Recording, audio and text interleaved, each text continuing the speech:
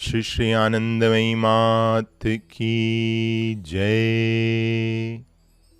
Ma said, whether initiated or not, every person must practice japa, path, bhajan, kirtan and pratana as per one's faith or belief.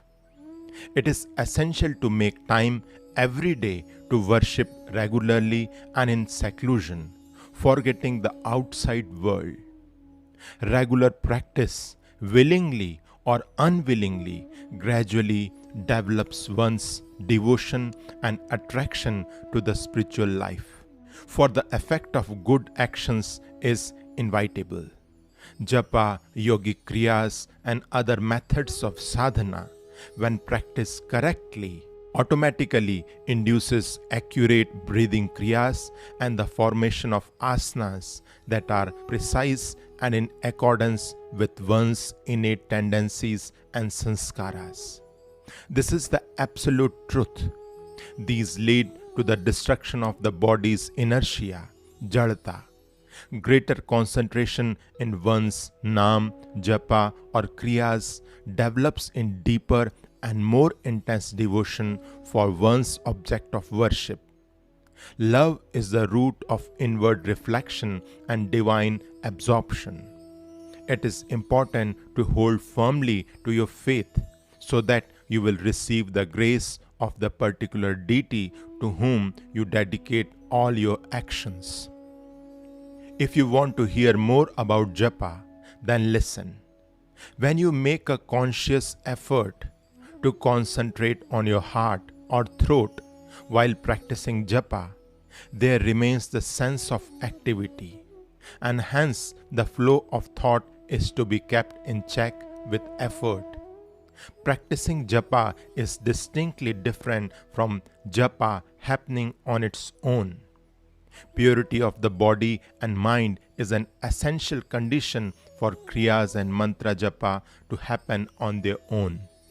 When japa happens spontaneously, regardless of your intentions, it swells up from within, making you oblivious to the external world and carries you irresistibly as if on a wave, absorbed in its blissful flow.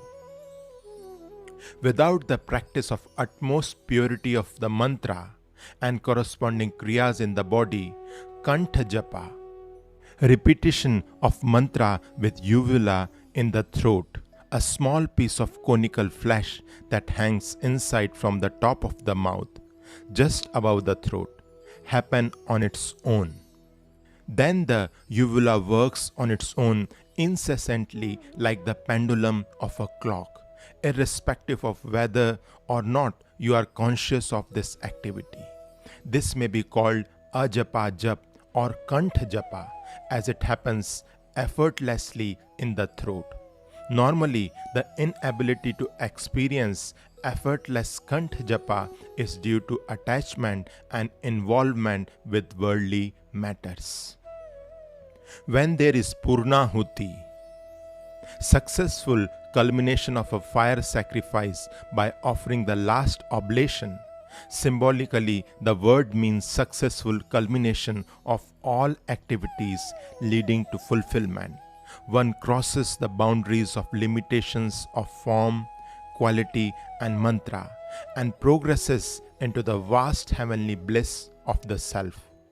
As the sadhaka acquires greater shakti and singularity of purpose, he or she may experience bliss. However, single-minded diligence needs to be maintained or the experience of bliss may be lost. Next, the bhav granthis begin to unravel. Just as a human being breaks into laughter when he feels an intense urge to laugh, so too do mantras and related activities emerge effortlessly and unconsciously from deep within according to the sadhaka's sanskaras. This is called mantra chaitanya. The source of scriptural mantras can be likened to the way a baby learns to speak. In the beginning, a baby keeps uttering syllables repeatedly until the sounds emerge suddenly as words from the baby's mouth. In the same way, a mantra can suddenly emerge from the mouth of a sadhaka. At that moment, the mantra is revealed to the worshipper. First, a student learns to read, then to write. Thereafter, he learns to compare the two in order to make sense of his knowledge. And then he begins to question what he has been taught. Similarly, when the mantra is spontaneously revealed to a sadhaka, he is eager to seek answers to various questions like, what is this mantra? Where is its source? What is its meaning? At this time, consciousness of the outside world diminishes. As more doors of the inner mind open, more is revealed about the form, nature, and meaning of the mantra as well as the deity whose name he is repeating. This is referred to as mantra pratyaksh. Sri Anandamayi Ma ki Jai.